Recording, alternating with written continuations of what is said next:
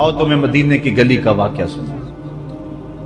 एक औरत है, मस्जिद नबवी में नमाज पढ़ने जाती है। ये हजरत उमर के दौरे खिलाफत की कहानी है। तो एक नौजवान रास्ता रोक के खड़ा हो जाता है। एक दिन उस औरत ने रुक करके कहा कि मैं कितने दिनों से देख रही हूं कि तुम मेरे रास्ते में मुज़ाहिम होते हो, क्या माजरा है? उसने खुल के बात की कि मैं तेरा चाहने वाला हूं और तुझे हासिल करना मेरी जिंदगी की मेराज है, और तेरे लिए आसमान से तारे भी तोड़ने पड़े तो गुरेज नहीं करूंगा। उसने कहा अच्छा, मेरी एक शर्त है। उसने कहा बताओ, जल्दी बताओ, लब खोलो, मैं अभी पूरी कर दूंगा। कहा नहीं, छोटी सी बात है, 40 दिन तक हजरत उमर के पीछे नमाजें पढ़ लो। उसके बाद 40वें दिन की आखिरी नमाज के बाद इसी वक्त मैं तुम्हारा इंतजार करूंगी, फिर जिधर कहोगे चल पड़ेंगे। कहा ठीक, ये कौन सी मुश्किल बात हुई? 40 दिन नमाजें पढ़ने से अगर तू मिल जाए तो मेरे लिए कौन सा ये मुश्किल मामला है। 40 दिन हजरत उमर के पीछे नमाजें चलती रही, दिल की दुनिया तब्दील होती रही। 40वें दिन की आखिरी नमाज के बाद जब वो नौजवान वापस पलटने लगा तो वो लड़की हस्बे वादा वहां खड़ी थी, लेकिन इसने देखा नहीं, ये नजर झुका के गुजर रहा है। उसने कहा जाने वाले तवज्जो कर, मैं तेरे लिए खड़ी हूं। कहा खैर से खड़ी रहो। उमर ने दिल का ताल्लुक रब से जोड़ दिया। अगर मेरे पीछे एक बंदा 40 साल नमाज पढ़ता रहे और उसमें तब्दीली पैदा न हो तो फिर मुझे शर्म आनी चाहिए कि नहीं आनी चाहिए? यार ये तो मैं एक इमाम की बात सुनाई है। आओ तुम्हें दिल्ली के एक मांगत की कहानी सुनाऊं। दिल्ली की जामिया मस्जिद की सीढ़ियों पे एक मांगने वाला बैठा हुआ है। एक बहुत बड़ा अंग्रेज अफसर मस्जिद की विजिट के लिए आया। उसने हाथ फैला दिया। उसने अपनी जेब से पर्स निकाल करके चंद रुपए उसकी जेब में रखे। दोबारा जब पर्स डालने लगा तो पर्स गिर गया। उस मांगने वाले ने वो पर्स उठा के संभाल लिया। खैर कुछ वक्त गुजरा। 1 साल के बाद दोबारा वही अफसर उस मस्जिद की ज़ियारत के लिए, मस्जिद को देखने के लिए, सैर के लिए दोबारा आया। तो फकीर ने पहचान लिया कि ये वही है। उसने कहा बाबूजान जरा 2 लम्हों के लिए रुकना है। कहा क्या माजरा है? कहा बस 2 लम्हों के लिए। दौड़ के गया, अपनी कुटिया से वो पर्स निकाल के ले आया और उसके हाथ में कहा कि पिछले साल आप आए थे, आपका ये पर्स गिर गया था आपकी जेब से। मैं ढूंढता रहा लेकिन आप नहीं मिल पाए। मैंने संभाल के रखा था कि शायद दोबारा कभी मिले तो मैं उनको दे दूंगा। उसकी आंखें फटी की फटी रह गई। उसने कहा जो टगा टगा मांग रहा है, इतना कीमती पर्स और इसमें इतनी रकम, वो आसूदा जिंदगी गुजार सकता था, तो ये पर्स वापस क्यों कर रहा है? उसने कहा मांगने की बात और है, लेकिन यहां माजरा और। उसने कहा क्या माजरा है? उसने कहा कि अगर तेरा पर्स मैं संभाल लेता, रख लेता, काम आ जाता, 4 दिन की जिंदगी ऐश से गुजर जाती। लेकिन मसला ये नहीं है। मसला यह तू ईसाई है और मैं हुजूर का गुलाम हूं। कल कयामत के दिन अगर तेरे नबी हजरत ईसा ने मेरे नबी के सामने शिकायत लगा दी कि आपके उम्मती ने मेरे उम्मती का पर्स चुराया था, तो फिर मेरे नबी को तेरे नबी के सामने शर्मिंदगी उठानी पड़ेगी। तो मैं मांगत जरूर हूं, बेगैरत नहीं हूं कि अपने नबी को तेरे नबी के सामने शर्मिंदा करूं। ये तो मांगतों की कहानी है। आज तो बादशाह लूट रहे हैं, आज तो पेट भर ही नहीं रहे हैं और हम कहते हैं टुकड़े टुकड़े कर देंगे। ये जुबानी दावे हैं, जमा खर्चे हैं। ऐसा नहीं होगा। आओ अपने अंदर तब्दीली पैदा करें। हम अपनी माजी की तारीख पढ़ते हैं तो हैरत ज़दा हो जाते हैं। लोगों में कितनी अखलाकी बुलंदी थी, आज हमारे अखलाक लुट गए। आज हमारा किरदार नहीं रहा। हम मदीने की गली में फिर दोबारा चलते हैं। हजरत उमर रज़ी अल्लाह ताला अन्हु का दरबार लगा है। एक शख्स को पकड़कर लोग ले आते, एक शख्स ने हमारे बाप को कत्ल कर दिया। हजरत उमर रज़ी अल्लाह ताला अन्हु ने पूछा क्या माजरा है भाई? उसने कहा जी वाकई में इनके बाप का कातिल हूं, लेकिन मैंने कस्तन कत्ल नहीं किया। हुआ ये कि मैं एक मुसाफिर हूं, जा रहा था, रास्ते के अंदर सब्ज चरागाह थी, मेरा ऊंट भूखा था, इस चरागाह में दाखिल हो गया। इसके बूढ़े बाप ने पत्थर उठाया और मेरे ऊंट को मारा। उसकी आंख निकल गई। मुझे बड़ा गुस्सा आया। मैंने वही पत्थर उठाकर इसके बाप को दे मारा, लेकिन वो ऐसे टिकाने पे लगा कि इसका बाप फौरन फौत हो गया। मेरा कस्द और इरादा नहीं था, लेकिन बहरहाल मैं इस बात का इकरारी हूं कि मैंने इसके बाप को कत्ल कर दिया है। आप जो हुक्म सुनाएं मैं उसको कबूल करूंगा, लेकिन मैं एक मोहलत मांगता हूं कि मेरे दोस्त, मेरे भाई की कोई रकम मेरे जिम्मे है, मेरे पास उसने अमानत रखी हुई है और वो मुझे पता है कि मैंने कहां छुपा के रखी हुई। अगर आप फैसला कर देते और मेरी गर्दन काट दी जाती है तो वो अमानत जो मैंने रखी हुई है संभाल करके, मेरे अलावा कोई जानता भी नहीं है, तो वो उस तक कौन पहुंचाएगा। अगर आप मुझे 3 दिन की मोहलत दे दें तो मैं जाकर के उसकी अमानत उसको वापस करके फिर वापस आऊंगा, फिर ये फंदा फांसी का मैं अपने गले में डलवाने के लिए तैयार हूं। हजरत उमर रज़ी अल्लाह ताला अन्हु ने फरमाया कि कोई शख्स तेरी जमानत दे दे तो हम तुझे छुट्टी देने के लिए तैयार हैं। उसने दाएं बाएं देखा, पूरे मदीने में उसका कोई शनासा ही नहीं था, वाकिफ ही नहीं था, एक अजनबी शख्स था। हजरत अबू ज़र गफारी खड़े हो गए, कहा हजरत उमर मैं इसकी जमानत देता हूं। जमानत दे दी गई, वो चला गया। तीसरे दिन वादे का जो वक्त था, लोग जमा हो गए, दरबार लग गए, अभी तक आने वाला नहीं आया। लोगों ने कहा अबू ज़र तूने गलती की है, एक अजनबी की जमानत दी और अभी तक वो नहीं आया। और मियां साहब फरमाते हैं एक बार जो फाई उड़ जाते और फिर कदी ना फंस देते। जाहिर है वो चला गया, वापस तो नहीं पलट के आएगा, उसे पता है कि आगे सीधी सीधी मेरी मौत है, तो तुमने ये क्या गलती की। खैर आपने फरमाया कि अगर वो ना आया तो ये फांसी का फंदा मेरे गले में डाल लेना। लेकिन बहरहाल मैंने उसकी जमानत दी। कुछ अरसा बीता कि दूर से गर्दो गबार उड़ता हुआ दिखाई दिया। जब सूरत वाज़ेह हुई तो वही शख्स था। हजरत उमर फारूक रज़ी अल्लाह ताला अन्हु के दरबार में खड़ा हो कहने लगा हजरत किसी वजह से ताखीर से पहुंचा हूं, माजरत चाहता हूं, अब जो हुक्म है पूरा कीजिए। हजरत उमर रज़ी अल्लाह ताला अन्हु उसके फांसी के अहकामात जारी कर चुके थे। आपने फरमाया कि अबू ज़र ये बता कि तूने इसकी जमानत कैसे दी जब तू इसे जानता नहीं था। तो सुनो हजरत अबू ज़र गफ़ारी ने क्या कहा, एक अजनबी मेरे मोहम्मद के मदीने में पनाह मांग रहा था और उसने चारों समत देखा और कोई शख्स नहीं था जो उसको अमान देता और उसकी जमानत देता। तो मैंने इसलिए जमानत दे दी कि ना भी आया तो अपनी जान चली जाएगी। कल को ये तो नहीं कहेगा कि मोहम्मद के मदीने में किसी ने जमानत मांगी थी, पूरे शहर में कोई जमानत देने वाला नहीं था। उसको कहा कि इन्होंने तो जमानत दे दी, मियां अब तू बता कि तू चला गया था, तुझे जानता कोई नहीं था, ना पलट के आता तो तुझे कोई पूछने वाला नहीं था, तो तूने ये दोबारा मौत के मुंह में क्यों अपना सर रखा है।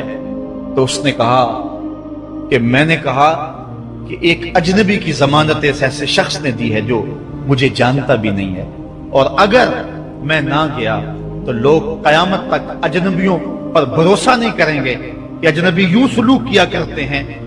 तो हजरत उमर रज़ी अल्लाह ताला अन्हु उसके फांसी के अहकाम जारी किए। तो जिनके बाप को कत्ल किया था वो बेटे खड़े हो गए, कहने लगे तारीख की कालक हम अपने मुंह पे मलेंगे, हम भी अपने बाप के कातिल को माफ कर देते हैं। ये हमारी तारीख है, ये हमारी कहानी है। लेकिन आज हम किस जगह पे खड़े हैं और क्या हमारी सूरत हाल है, ना हमारा किरदार रहा और ना हमारा कोई तशख्खुस रहा। आज हमने अपना तशख्खुस भी मिटा के रख दिया, अपने तर्ज़े जिंदगी भी बदल दी। ना हमारी बातन की वो रोशनी रही, ना ज़ाहरी वो सूरतें रही कि हम पहचाने जाएं कि हुजूर के गुलाम हैं, बल्कि आज भांत भांत की बोलियां बोल रही। इकबाल ने क्या कहा था, अपनी मिल्लत पर क़यास क़वाम मग़रिब से न कर, खास है तरकीब में तुझे कौम रसूल हाशमी। बल्कि आज फैशन के तौर पर यह कहा जाता है जी आजकल दीन पर चलना बड़ा मुश्किल है। ये आप भी सुनते होंगे, लोग कहते हैं जी आजकल दीन पर चलना बड़ा मुश्किल है। ये कौन कह रहा है? जो मस्जिद में आता है तो मौसम के मुताबिक गर्म और सर्द पानी दस्तयाब है, उसके लिए माहौल है, उसके लिए खूबसूरत कालीन बिछे हुए हैं, मखमली मुसल्ले रखे हुए हैं, जो नरम और गदाज मुसल्लों पे पेशानी रख करके सजदा करता है, वो बतौर फैशन कह रहा है जी आजकल दीन पे चलना बड़ा मुश्किल है। मैं इसके जवाब में कहा करता हूं, मियां तेरे लिए मुश्किल है या करबला वाले हुसैन के लिए मुश्किल था? उन्होंने तो नहीं कहा कि दीन पे चलना मुश्किल है। तेरे लिए मुश्किल है दीन पे चलना, यह हजरत बिलाल हबशी के लिए मुश्किल था, जिन्होंने तपती हुई रेत पे सजदे किए। गले में रस्सा डाल करके घसीटा गया और उन्हें पांव में जंजीरें डाल करके मक्के में खींचा गया, हाथों और पांव में मेखें ठोक दी गई, चक्की पसराई गई, लेकिन बिलाल है कि आगे मुस्कुरा रहे हैं। किसी ने गुजरते हुए कहा, बिलाल अजीब तमाशा है, अजीब कहानी है कि वो तुम्हें मार रहे हैं और तुम आगे से मुस्कुरा रहे हो। तो सुनो हजरत बिलाल ने क्या जवाब दिया। हजरत बिलाल फरमाने लगे, मियां तुम जाओ ना बाजार में मट्टी का बर्तन भी खरीदने, तो उसको भी ठोंक बजा के देखते हो कहीं कच्चा तो नहीं है, इसकी आवाज तो खराब नहीं है। कहा तुम तो मट्टी का प्याला भी खरीदो तो ठोंक बजा के देखते हो कहीं कच्चा तो नहीं है। मेरा मालिक मुझे खरीद रहा है, देख रहा है बिलाल कहीं कच्चा तो नहीं है। मैं कहता हूं मालिक खाल उधड़ भी जाएगी, हक हक की आवाजें खत्म नहीं होंगी। जख्म पे जख्म खा के जी खून जिगर के घूंट पी, आह न कर लबों को सी, ये इश्क है दिल लगी। तो ये एक दीन गुरेजी है, ये अमल गुरेजी है। जी आजकल बड़ा मुश्किल है। पहली बात है मुश्किल हो भी तो हमारे पास कोई दूसरा ऑप्शन मौजूद नहीं है। हम उन लोगों की कहानियां भूल सकते हैं कि जिन्होंने इस दीन के रास्ते के अंदर दुख भी सहे, उनको टुकड़े भी कर दिया गया, उनको 2 ऊंटों की पिछली टांगों से बांध करके 2 टुकड़ों में बांट भी दिया गया, लोहे की कंगियों से बदन छेदे भी गए, हड्डियां तोड़ी भी गई, आग में डाला भी गया, जलते और खोलते तेल में फेंका गया, लेकिन उन्होंने रब का नाम नहीं छोड़ा, रसूल का नारा नहीं छोड़ा। और आज हम कहते हैं जी बड़ा मुश्किल है आजकल दीन पे चलना, और ये मौलवियों ने मुश्किल बनाई हुई है। यार दीन इतना भी मुश्किल नहीं है, ये कोई बात नहीं है। हम सर से लेकर पांव तक इस्लाम में दाखिल हो, ये हमारे रब का हमसे ये तकाजा है, या अय्युहल्लज़ीना आमनू उदखुलू फिस्सिल्म काफ़ा, ऐ ईमान वालो दीन में पूरे पूरे दाखिल हो जाओ, पूरे पूरे दाखिल हो जाओ। तो हमारी वज़ाकता, अंदाज़े जिंदगी, तर्ज़े मुआशरत ये बताएगा तुम हुजूर के गुलाम। जो गैरों के तर्ज़े जिंदगी को अपना रहा है और उनको जो है वो पसंद कर रहा है, वो सोचे अपने अंदर उतरे और मत किसी के धोखे में रहे। मैं कहता हूं आज अगर कोई ये मैट्रिक पढ़े लड़के भी ये स्कूल खोल लेते हैं, गली में मोहल्ले में 200-200 बच्चे लेकर के बैठ जाते हैं और उनको भी एक बाकायदा यूनिफॉर्म देते हैं, इस तरह की टाई होगी, इस तरह की शर्ट होगी, इस तरह के बूट होंगे, गर्मियों में इस तरह का लिबास होगा, सर्दियों में इस तरह का लिबास होगा। कभी किसी ने नहीं कहा कि ये क्या कदगन लगाते हो, जिस तरह का बच्चा लिबास पहनना चाहे उसको आजादी होनी चाहिए, ये क्या तुमने एक खास लिबास मुतय्यन कर दिया। कहते जी उनका निजाम है ना, एक स्कूल है और यूनिफॉर्म है उसका। यार एक प्राइमरी स्कूल का भी यूनिफॉर्म होता है, तो क्या मोहम्मद अरबी के दीन का कोई यूनिफॉर्म नहीं है। हुजूर अलैहिस्सलाम की जिंदगी, हुजूर अलैहिस्सलाम के शब रोज और हुजूर अलैहिस्सलाम का अंदाज़े मुआशरत, हुजूर की वज़ाकता, हुजूर का लिबास, ये अपनाओ और यही जिंदगी का हुस्न है। इस्लाम के हवाले से माज़रत खाना रवैया तर्क कर देना चाहिए हमें। और आज हमारे जो है वो मेहराबो मिंबर के जो वारिसान है उन्होंने भी मुसालत कर ली हुई है। ये कोई बात नहीं है, इस्लाम सिर्फ जुबान से इस्लाम कह देने का नाम नहीं है। चुम्मी गोएम मुसलमानम बलरजम के दानम मुश्किलाते ला इलाहा। जब मैं कहता हूं मैं मुसलमान हूं तो कांप जाता हूं, इसलिए कि ला इलाहा इल्लल्लाह के तकाजों को समझता हूं। जब बैत उक़बा सानिया हुई है तो हजरत असद बिन ज़रारा खड़े हो गए। जब सहाबा हुजूर से बैत करने लगे, 70 तादाद थी उनकी, तो हजरत असद बिन ज़रारा खज़रजी खड़े हो गए और उनको कहा कि अंसार, इनसे बैत करने से कबल सोच लो, यूं ही बेतवज्जगी में हाथ ना बढ़ा देना, बेखबरी में यूं ही ऐसे ही हाथ ना बढ़ा देना, पहले सोच लो। बैत करने का मकसद ये है तुम्हें जो है वो वक़्त के जबर के साथ पूरे अरब के साथ टक्कर लेना होगा। जो भी कुफर के निजाम का हिस्सा है तुम उसके साथ टकराव करना होगा, और हत्ता कि तुम्हारी खाल भी उधेड़ दी जाएगी, सख्त तलवारों से तुम्हारे कलेजे चबाए जाएंगे। अगर तुम इसके लिए तैयार हो तो फिर आओ बैत करो। ये नहीं है कि बस तुम कह लो कि मुसलमान और बस काफी है, नहीं। चुम्मी गोए मुसलमानम बलरजम के दानम मुश्किलाते ला इलाहा। आज हमें इस समझ में आने की जरूरत है, इस अंदाज से देखने की जरूरत है कि हम सर से लेकर पांव तक इस्लाम के सांचे में आए। हमारे इस्लाह के हवाले से एक अहम पॉइंट जिस पर मैं आपकी तवज्जो दिलाना चाहता हूं वो ये है कि फराइज़ व वाजिबात को तरजीही बुनियादों पर रखें। आज बतौर मुस्लिम हमारा जो रवैया हो चुका है, हम मुस्तहब्बात और मुबाहात के पीछे पड़े हुए हैं और उसके मुकाबले में जो सुनन, फराइज़ और वाजिबात हैं उनकी परवाह छोड़ चुके हुए। दीन में कितने उमूर हैं जो सिर्फ मुबाह की हद तक है, कर लो तो ठीक, ना करो तो फिर भी ठीक, और कितने उमूर ऐसे हैं कि जो सिर्फ इस्तेहबाब के जुमरे में आते हैं। लेकिन हम कितनी चीजों को इस अंदाज से गले लगाए हुए हैं कि जिसका फर्ज हो, और इस्लाम के अहम फराइज़ और इस्लाम की अहम वाजिबात उनको हम तरक किए हुए। सारी रात हम महफिल में जाग लेंगे, फजर की नमाज नहीं पढ़ेंगे तो क्या फायदा होगा। ہم حضور علیہ السلام کے میلاد پہ جھنڈیاں بھی لگا لیں گے، سب کچھ کر لیں گے، لیکن حضور علیہ السلام کی سنت سیرت کو ترک کر دیں گے، تو بتاؤ کہ اس سے کیا حضور کی رضا میں حاصل ہو جائے گی؟ ہاں، اگر فرائض کی ادائیگی کے بعد ان کاموں کو کرو تو یہ تمہارے لیے بہتری کا سامان ہے۔ آؤ اس پر ایک دو روایات آپ کے سامنے رکھوں۔ ایک طرف حضور علیہ السلام سے محض محبت کا دعویٰ ہے، اور ایک حضور علیہ السلام کے دیے ہوئے دین کو اور حضور علیہ السلام کے پیغام کو اپنانا ہے، بلکہ ایک طرف اپنی طرف سے اظہار محبت اور وہ سچائی ہو، اور دوسری طرف حضور کا حکم ہو تو حکم ترجیح پا جائے گا۔ حضرت عبداللہ ابن رواحہ رضی اللہ تعالی عنہ یہ حضور علیہ السلام کے درباری شاعر ہیں۔ ویسے تو 34 سے 35 لوگ حضور علیہ السلام کی باقاعدہ نعت خوانی کرتے تھے، ویسے تو ہر صحابہ حضور کا نعت خواں تھا، لیکن یہ باقاعدہ حضور کی ثنا کیا کرتے تھے۔ لیکن 3 اصحاب جو ہیں یہ خاص طور پہ حضور علیہ السلام کے درباری نعت خواں کہلاتے ہیں، حضرت کعب بن زہیر، حضرت حسان بن ثابت اور حضرت عبداللہ ابن رواحہ رضی اللہ تعالی عنہ۔ حضرت عبداللہ ابن رواحہ کو حضور نے حکم دیا کہ صبح فجر کی نماز کے بعد ہی تم لوگوں کو لے کر کے فلاں جنگ کے لیے نکل جانا۔ اب یہ بات سمجھ میں یہاں آ رہی ہے کہ حضور علیہ السلام کے نعت خواں صرف نعت خواں ہی نہیں تھے، وہ مجاہد بھی تھے، وہ تلوار بھی اٹھاتے تھے، وہ جنگیں بھی کیا کرتے تھے۔ اور حضرت عبداللہ ابن رواحہ جن کا یہ میں تذکرہ کر رہا ہوں، یہ جنگ موتا کے اندر ان کی شہادت ہوئی ہے۔ یعنی یہ نہیں ہے کہ صرف زبانی دعویٰ اور جو ہے وہ عمل نہیں ہے، حضور علیہ السلام کی حرمت پہ حملہ ہو اور میدان کے اندر کوئی شخص نہ آئے اور اسٹیج کے اوپر جتنے مرضی دعوے کرتا رہے، اس کے دعوے قبول نہیں ہوں گے۔ تو اب حضرت عبداللہ ابن رواحہ رضی اللہ تعالیٰ عنہ کا عمل دیکھیے، نعت خواں بھی ہیں اور مجاہد بھی ہیں۔ حضور نے فرمایا عبداللہ ابن رواحہ ان لوگوں کو لے کر صبح چلے جانا۔ حضرت عبداللہ ابن رواحہ کے پاس تیز رفتار گھوڑا تھا، آپ نے سب لوگوں کو صبح رخصت کر دیا، لیکن خود رک گئے اس لیے کہ دن تھا جمعے کا۔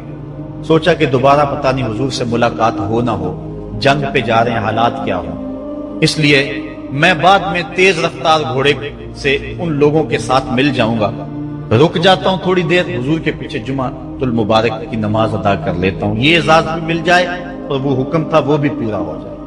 تو حضرت عبداللہ ابن رواحہ رضی اللہ تعالی عنہ نے نماز جمعہ ادا کی۔ حضور علیہ السلام نے فرمایا، اے عبداللہ بن رواحہ، میں نے تو تمہیں حکم دیا تھا کہ صبح تم چلے جانا، لیکن تم یہاں موجود ہو۔ عرض کی حضور میں نے یہ عزم کیا ہے کہ میں ان کے ساتھ شامل ہو جاؤں گا، لیکن رکا اس لیے ہوں تاکہ آپ کے ساتھ جمعۃ المبارک پڑھنے کی سعادت حاصل کر لوں۔ اب یہ سعادت چھوٹی نہیں تھی، حضور علیہ السلام کی اقتداء میں نماز، اور وہ بھی نماز جمعہ، کتنی بڑی سعادت ہے۔ لیکن حضور نے کیا فرمایا سنیے، اور اس مختصر سی بات سے بہت کچھ سمجھیے۔ حضور نے فرمایا، لو انفقت ما فی الارض جمیعا ما ادرکت فضل غدوتہم۔ اے ابن رواحہ، اگر تو زمات اس کے ضمن میں اگر جو ہے وہ محبت کے مظاہر بھی سامنے آ جائیں تو اس میں کوئی قباحت نہیں ہے۔ اور اس پر روایت حضرت عبداللہ بن قراد رضی اللہ تعالی عنہ سے، اور یہ صحیح بخاری میں موجود ہے، کہ آقا کریم علیہ السلام نے وضو فرمایا، اور وضو کا پانی زمین پر صحابہ گرنے نہیں دیتے، اپنے منہ پہ اور اپنے چہروں پہ مل لیتے ہیں۔ تو آقا کریم علیہ السلام نے فرمایا، ما یحملکم علی ھذا، صحابہ تمہیں اس بات پر کس شے نے ابھارا ہے؟ میرے وضو کے پانی کو جو تم زمین پر نہیں گرنے دیتے، اس کا سبب کیا ہے؟ تو حضرت عبد الرحمن بن قراد کہتے ہیں کہ صحابہ نے کہا، قالوا حب اللہ ورسولہ، اللہ اور اس کے رسول کے پیار نے ہمیں اس بات پہ ابھارا ہے۔ تو حضور علیہ السلام نے جو ارشاد فرمایا، اس عمل سے نفی نہیں کی، لیکن ساتھ حضور نے فرمایا، جو چاہتا ہے اللہ اور اس کا رسول اس سے پیار کرے، اور وہ اللہ اور اس کے رسول سے پیار کرے، اسے 3 چیزوں کا خیال رکھنا چاہیے۔ ایک، جب بھی بولے سچ بولے، اور جب بھی اس کے پاس کوئی امانت رکھے تو امانت کو ادا کرے، اور اپنے ہمسایوں کے ساتھ حسن سلوک کرے۔ یعنی اگر وہ اس مظاہرہ محبت میں شامل ہو گیا اور حضور کے وضو کا پانی اس کے ہاتھ سے مس ہو گیا اور اس نے برکت سے اپنے منہ کے ساتھ مل لیا ہے، تو اس کا یہ مطلب نہیں ہے کہ جو باقی اعمال ہیں ان سے ان کو چھٹی مل گئی۔ یہ مفہوم ہے اس حدیث کا۔ اگر کوئی بندہ محفل میلاد منعقد کر لیتا ہے، دیگر امور مستحبات کی ادا کرتا ہے، تو اس کا یہ مطلب نہیں ہے کہ اب نماز نہ پڑھے، اس کو کوئی پرواہ نہیں ہے، وہ بخشا گیا ہے۔ جس طرح کہ آج کل ہمارے ثنا خان جو ہے تاثر دیتے ہیں کہ جو محفل میلاد میں آ گیا وہ بخشا گیا۔ اللہ تعالیٰ چاہے اس کے لیے کوئی مشکل نہیں ہے، لیکن جو دین ہے اس دین کو ہلکا کرنے والی بات ہے۔ بلکہ آج کل تو ممبر و محراب پر جنت و دوزخ کا مذاق اڑایا جا رہا ہے۔ ایک بندہ کہہ رہا ہے کہ ہوئے تو کیڑی جنت دا کرنا ہے تذکرہ۔ میں نے کہا میاں اسی جنت کا جس جنت کے لیے حضور لمبے لمبے ہاتھ اٹھا کے دعا مانگا کرتے تھے، اور فرماتے جب اللہ سے مانگو تو جنت الفردوس مانگو۔ اور ایک بولا کہ مجھے دیکھ کر جہنم کو بھی آئے پسینہ۔ ہمارے استاد فرمایا کرتے تھے بیٹے تیرے منہ میں آج طوطی بولتا ہے جو مرضی کہہ لے، یہ تو کل قیامت کے دن پتا چلے گا کہ پسینہ کس کو آتا ہے، تجھے آتا ہے یا جہنم کو آتا ہے۔ ایک بولا کہ قبر دا خوف دے دے کے لوکی مینو ڈرانے نے۔ لوگ کون ہے ڈرانے والے؟ تبشیر اور تنذیر یہ نبی کا منصب ہے، نبی کی شان ہے۔ مبشر اور نذیر یہ نبی کی شانیں ہیں۔ حضور نے ڈرایا بھی ہے، حضور نے بشارت بھی دی ہے، لیکن اس بات کا منبر پہ بیٹھ کر کے تمسخر اڑایا جا رہا ہے اور لوگوں کو بے عملی کی طرف لے جایا جا رہا ہے۔ اس لیے آپ اس بات پہ غور کریں، اس بات پہ توجہ کریں۔ قیامت کے دن یہ لوگ کام نہیں آئیں گے، یہ پلہ چھڑا جائیں گے اور کہیں گے کہ جو ہے وہ ہم نے ان کو نہیں کہا تھا، بلکہ جو بت جن کو لوگ پوچھتے ہیں اور جن لوگوں کی لوگ پرستش کرتے ہیں وہ بھی کل قیامت کے دن کہیں گے کہ ان کو عقل نہیں تھی، ان کو سمجھ نہیں تھی، تو وہ عذر مقبول نہیں ہوگا کہ ہم ان کے کہنے پہ جو ہے وہ پوجا شروع کی۔ اس لیے اگر کوئی شخص تمہیں عمل سے بے رغبت کرنا چاہتا ہے اور تبشیر و تنذیر کو تمہاری نظر میں ہلکا کر دینا چاہتا ہے اور تم اس کے اس انداز سے عبادت کو ہلکا سمجھنے لگ جاتے ہو تو کل قیامت کے دن کوئی عذر مسموع نہیں ہوگا۔ اللہ نے عقل دی۔ انسان کا خسارہ کیا ہے؟ کہا قسم محبوب تیرے زمانے کی کہ بے شک انسان خسارے میں۔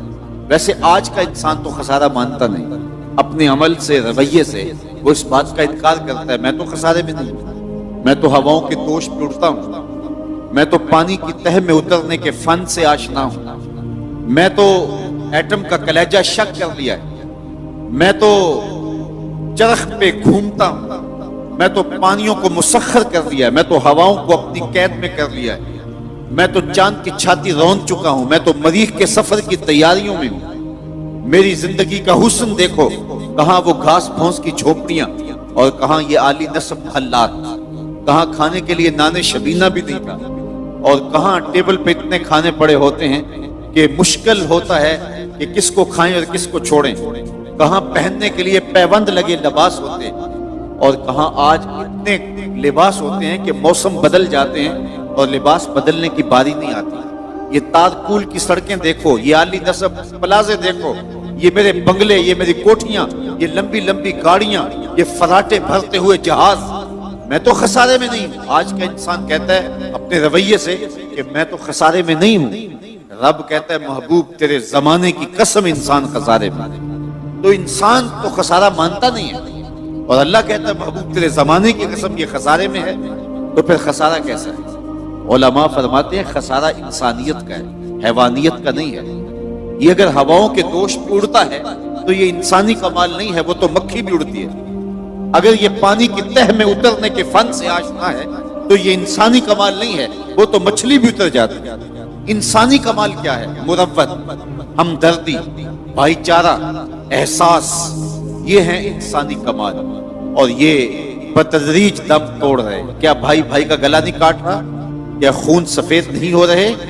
آج کا انسان دہشت گرد ہے، آج کا انسان ڈرون حملے کرتا ہے، تو کہا کہ انسانیت کی مروت دم توڑ رہی ہے، محبتیں ٹوٹ رہی ہیں۔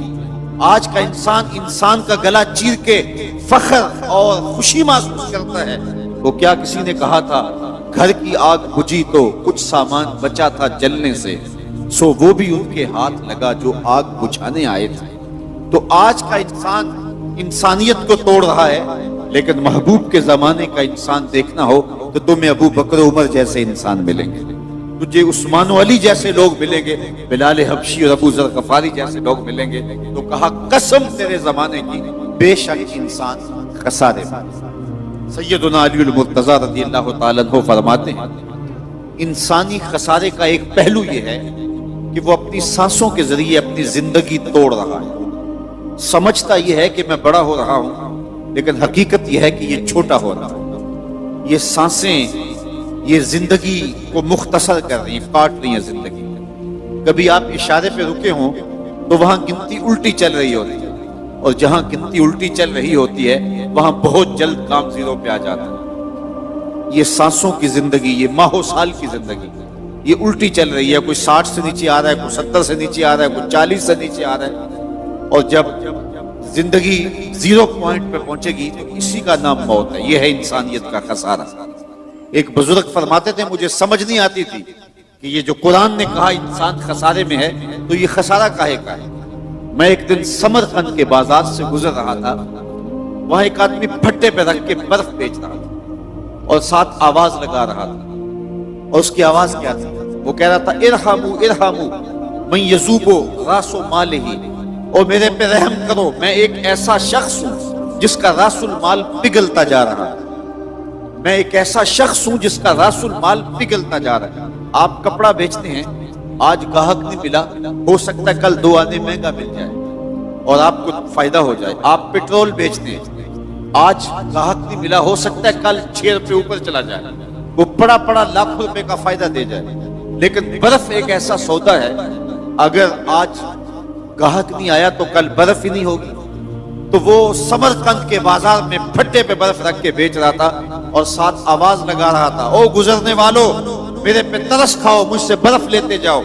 میں ایسا تاجر ہوں جس کا راس المال پگھلتا جا رہا ہے اور قطرہ قطرہ کر کے میری برف پگھل رہی ہے اور میں نقصان میں ہوں، مجھ سے کوئی برف خرید لے.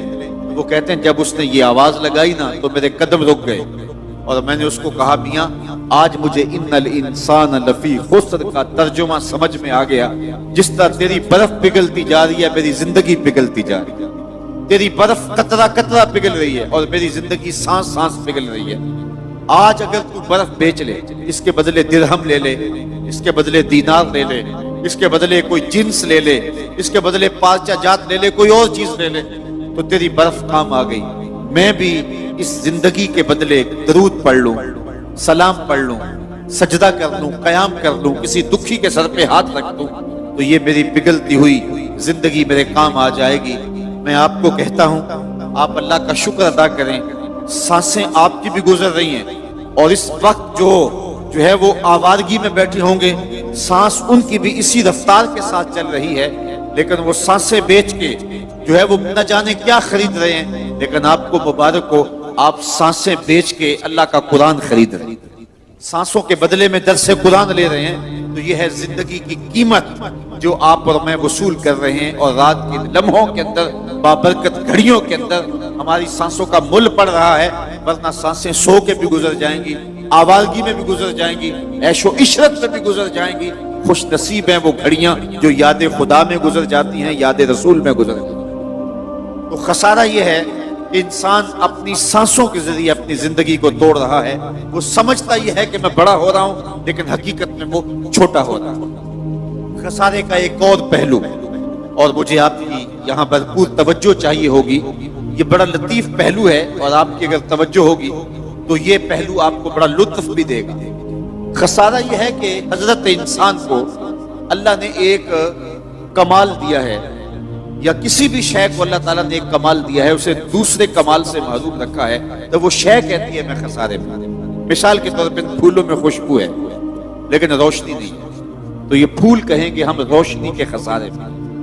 چاند میں روشنی ہے لیکن خوشبو نہیں ہے، تو چاند کہے گا میں خوشبو کے خسارے میں. بلبل کہے گی میری آواز میں تو جادو ہے لیکن میرے پنجوں میں زور نہیں. شیر کہتا ہے میرے پنجوں میں زور ہے لیکن میں اڑنا نہیں جانتا. مور کہتا ہے میرے پروں میں حسن ہے لیکن میرے پاؤں بدصورت ہے. تو ہر شے کسی نہ کسی طرح خسارے میں. انسانوں کو دیکھ لیں، ایک بچے سے پوچھ لیں، بچہ کہتا ہے میرے پاس بچپنے کی معصومیت تو ہے لیکن کیا کروں کہ جوانی کا زور نہیں، لہٰذا میں اس خسارے میں. ایک جوان سے پوچھیں، وہ کہتا ہے جوانی کا باقپن تو ہے، بڑھاپے کے تجربے نہیں. ایک بوڑھے سے پوچھیں، وہ کہتا ہے بڑھاپے کے تجربے تو قطار اندر قطار ہیں لیکن کیا کروں بچپنے والی موج نہیں رہی، وہ اپنی خوشی سے جانا، وہ اپنی خوشی سے آنا. اقبال کہتا ہے جنبش زنجیر در سے لطف آتا تھا مجھے، کوئی کنڈی بھی ہلا دیتا تھا تو اس سے بھی مزہ لے لیتے تھے. آج تو نغمے بھی نہیں نہ بہلاتے، اس وقت ہلتی ہوئی کنڈی سے بھی مزہ لے لیتے تھے. آج محل بنا کر بھی تسکین نہیں ملتی. کیسا زمانہ تھا جب گلی میں کوئی ریت پھینک جاتا تو ہولے سے جو ہے وہ ریت میں پاؤں رکھ کے اس کے اوپر ریت تھپک لینا، پھر پاؤں نکال لینا، اور اگر وہ گھروندا بچ جاتا تو اتنی خوشی ہوتی۔ آج بنگلہ بنا کر بھی وہ خوشی نہیں ہوتی جو بچپنے میں وہ گھروندا بنا کر ہوتی تھی۔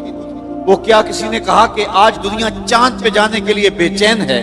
کیسا زمانہ تھا کہ بچپن میں جب ہم خود ہی چاند ہوا کرتے تھے، اپنے جل جانے کا بھی احساس نہیں تھا، جلتے ہوئے شعلوں کو چھیڑا کرتے تھے۔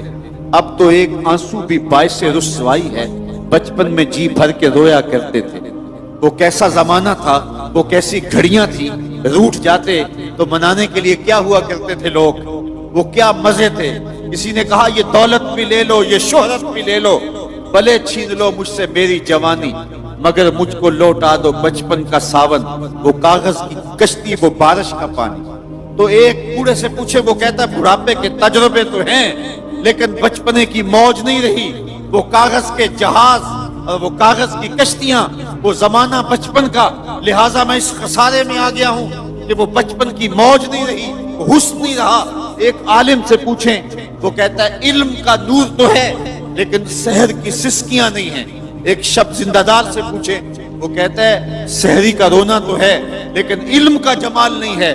تو ہر شے کسی نہ کسی خسارے میں ہے، کسی کو خوشبو کا خسارہ، کسی کو روشنی کا خسارہ، کسی کو جوانی کا خسارہ، کسی کو معصومیت کا خسارہ۔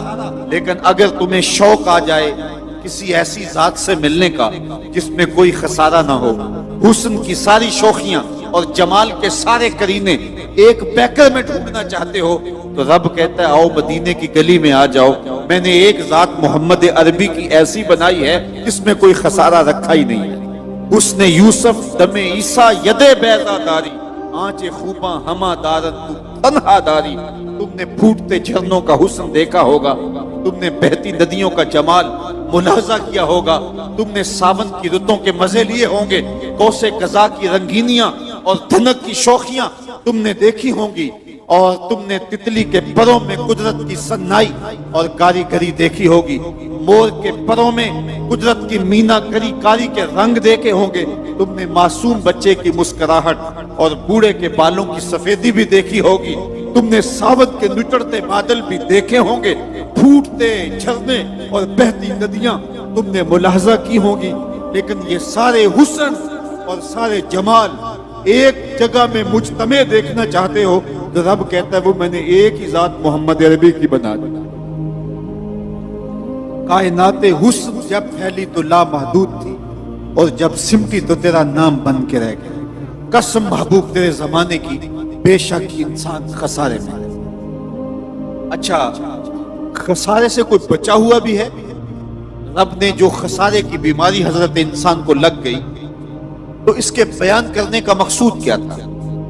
کیا انسان کو خوف زدہ کرنا مقصود تھا، یا اس کو یہ خطرناک مرض بتا کے اس کو علاج کی طرف متوجہ کرنا مقصود تھا؟ جس طرح کسی مریض کو کینسر ہو جائے تو ڈاکٹر حکیم حاذق اسے بتاتا ہے کہ تجھے یہ موذی مرض لگ گیا ہے، تو اس کا یہ مقصد کبھی نہیں ہوتا کہ اس کی زندگی کی جو چند سانسیں ہیں ان کو بھی میں اوکھا کر دوں، بلکہ اس کا مقصد یہ ہوتا ہے کہ اس خطرناک بیماری سے آگاہ کر کے اس کو علاج کی طرف متوجہ کروں، تاکہ یہ پرہیز کر کے اپنی بیماری کا علاج کر سکے۔ میں حضرات آپ کی توجہ چاہوں گا، میرے رب نے یہاں انسان کو لگی ہوئی بیماری جو خسارے کی صورت میں لگ گئی ہے اس کو بیان کرنے کا یہ مقصود ہے کہ اس کو علاج کی طرف متوجہ کیا ہے، اور وہ علاج بھی قرآن مجید کی اسی صورت کے اندر بیان فرما دیا کہ انسان تجھے خسارے کا مرض لگ گیا ہے، اور اگر تو خسارے سے بچنا چاہتا ہے تجھے میں علاج بھی دیتا ہوں۔ الا الذین آمنوا، خسارے سے بچنا ہے تو میرے محمد عربی کا دامن پکڑ لے، کیونکہ ایمان حضور سے وابستگی کا نام ہے، حضور سے تعلق کے خاطر کا نام ہے، تو اس لیے کہا الا الذین آمنوا، ساتھ علاج بھی بتایا۔ اگر تو چاہتا ہے کہ میں خسارے سے بچ جاؤں تو علاج یہ ہے کہ میرے محبوب کے دامن سے وابستہ ہو جا، پھر خسارے سے بچ جائے گا، خسارہ تیرا کچھ بگاڑ نہیں سکتا، تو ورنہ حالات کا جبر تجھے پیس کے رکھ دے۔ میں یہاں ایک سادی سی مثال دیا کرتا ہوں۔ کسی زمانے میں چکی سے آٹا پیستے تھے، اور آج وہ دور نہیں رہا۔ چکی کے دو پتھر ہوتے ہیں، ایک نیچے والا ساکن و جامد، اور اوپر والا متحرک، درمیان میں خالی جگہ ہوتی ہے جہاں کلی لگی ہوئی ہوتی ہے، اور اس میں دانے ڈالتے ہیں، ہمارے علاقے میں اسے گالا کہتے ہیں، اور پھر چکی کو گھماتے ہیں، تو جو دانے ان پتھروں کے نیچے آ جاتے ہیں وہ پس جاتے ہیں، اور جو کلی کے ساتھ جڑ جاتے ہیں وہ بچ جاتے ہیں۔ رب کہتا ہے محبوب تیرے زمانے کی قسم، بے شک انسان خسارے میں ہے، بچے گا وہی جو تیرے دامن سے جڑ کے رہے۔ وہ خسارے سے بچنا چاہو تو حضور کے دامن سے وابستگی اختیار کرنا ہوگی۔ دنیا کے اوپر کتنے لوگ آئے اور چلے گئے، خسارے سے اپنے آپ کو بچا نہ پائے، لیکن جو بھی میرے حضور کے دامن سے وابستہ ہو گئے وہ خسارے